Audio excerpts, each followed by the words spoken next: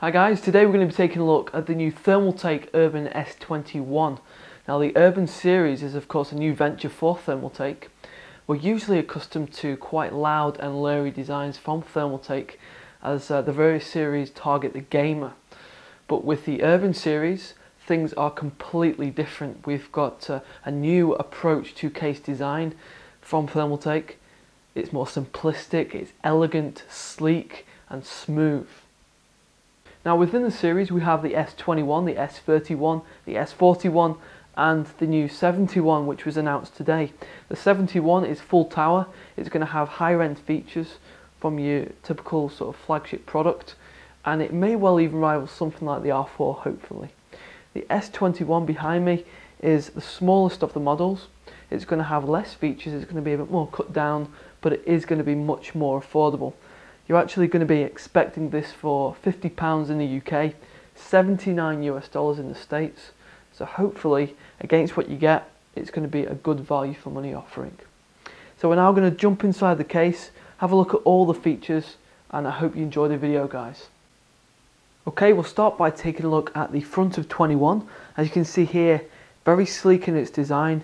The front panel is actually closed off completely, so we don't have any perforated mesh. It does have a brushed aluminium appearance, but it is actually plastic. I'm pulling at the bottom there. You can see we've got a door on a hinge.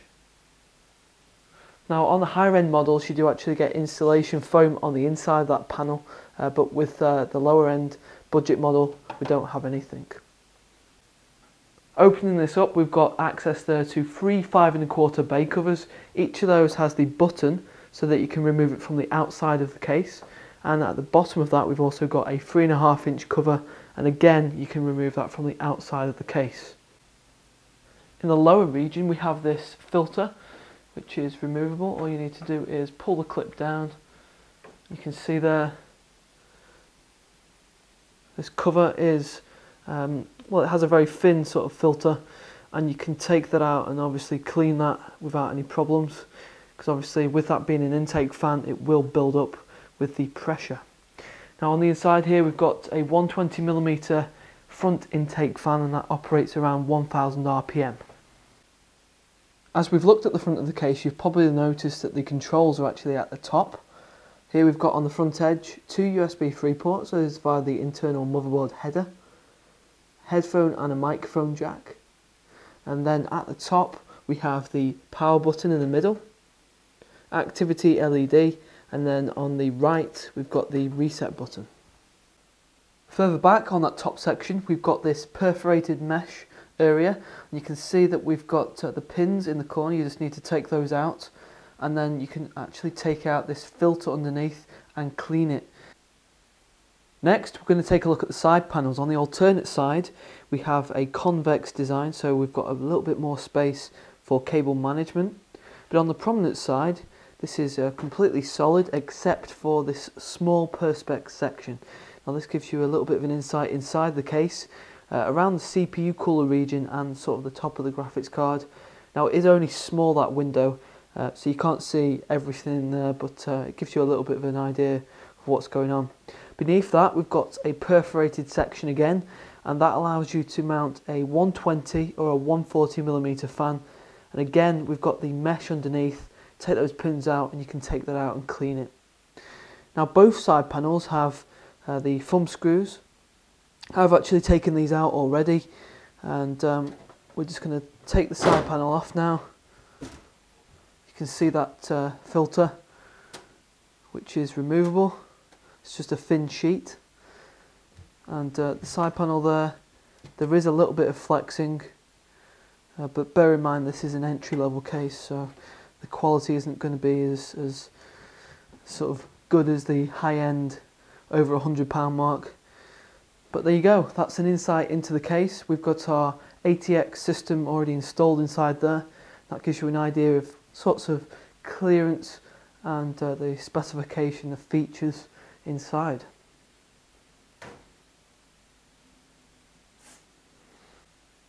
We're now going to move inside the case for a closer look at all the features.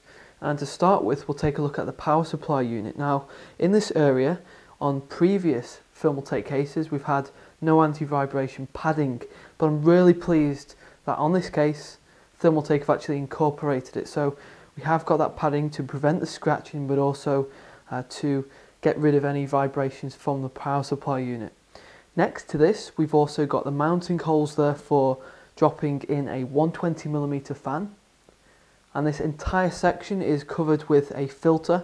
Unfortunately though, you're going to have to turn the case on its side and get that filter out, and it is only a thin layer of sheet.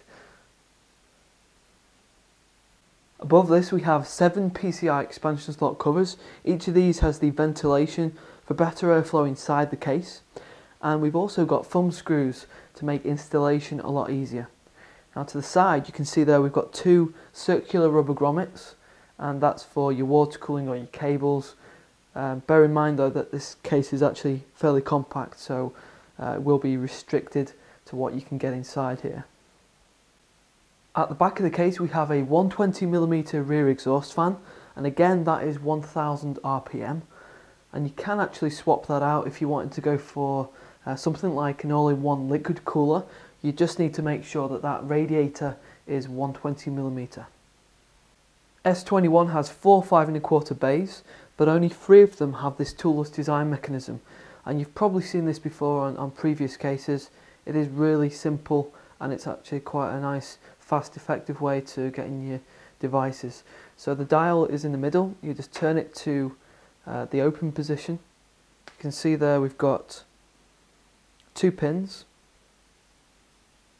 So you pop your drive in, and then you just pop this back in and lock it. Simple as that. S21 really leans towards 3.5-inch hard drive storage.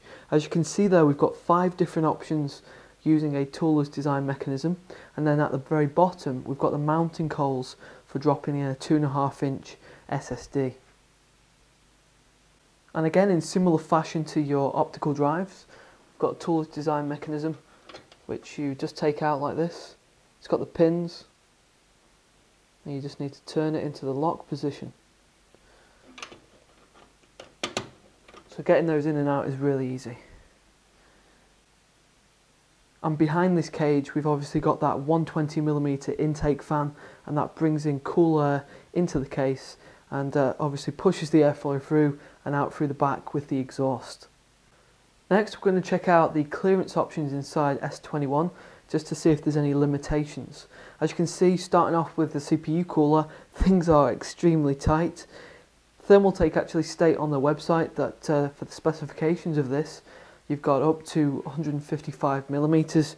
Now our cooler is actually 158mm, and we just about get away with it, so I think they're probably playing it a little bit safe, but certainly anything above 158 you are going to struggle. Now for graphics card clearance, there is actually a nice generous amount there. You're going to have to make sure that the hard disk drives are not lined up with the graphics card, because obviously that will perhaps cause an obstruction if it is particularly long. As you can see, we've got the XFX 7970DD version, which is 10.5 inches in length, and you can see there we have approximately 12 inches in total, so that's going to cover anything that's currently on the market. Over behind the motherboard tray we've got very little space actually between the back of the tray and the side panel. As you can see there, we've got barely 1 centimetre of clearance, and it actually turns out that because of the general configuration of S21, your cables don't generally come around the back anyway. The cables are kept on the front side, as you can see, in the optical bays, or even tucked into the hard drive bays.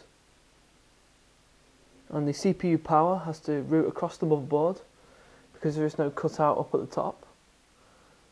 So we've kind of made the best of a difficult situation. There's various ties here which are metal, help you to tuck the cables away. There is no rubber grommet, so that's the alternative design which Thermaltake have implemented on this case. So you can kind of guess that cable management is not a forte. Lastly then guys, I'm just going to show you how loud the case fans are inside S21. I'm going to take my mic off, I'm going to hit that power button, power the system up, and get my mic as close to each of the fans as possible. So we've got two 120mm fans, and they're going to operate around 1000 RPM. And this should give you a rough estimate as to how loud the case fans are inside the case.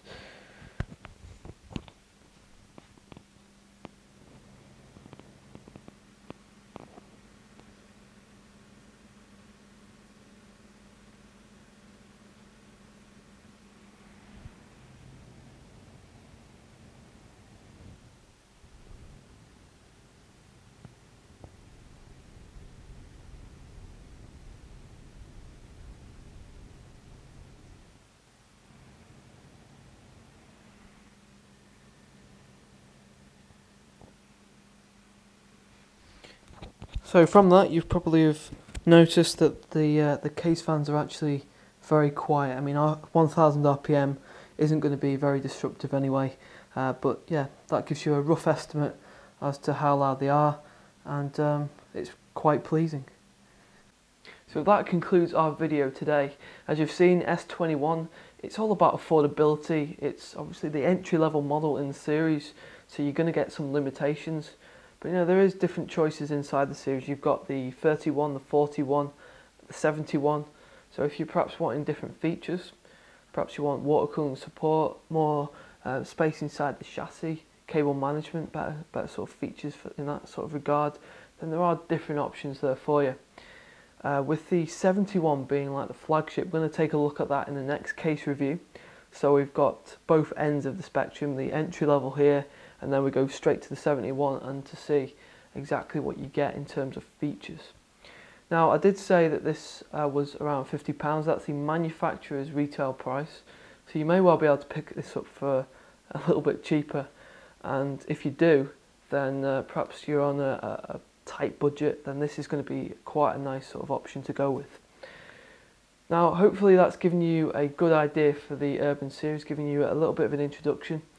If you do want the thermal performance, then jump to the link in the description on Vortez.net. Gives you a bit of an idea for what to expect from the cooling fans inside here.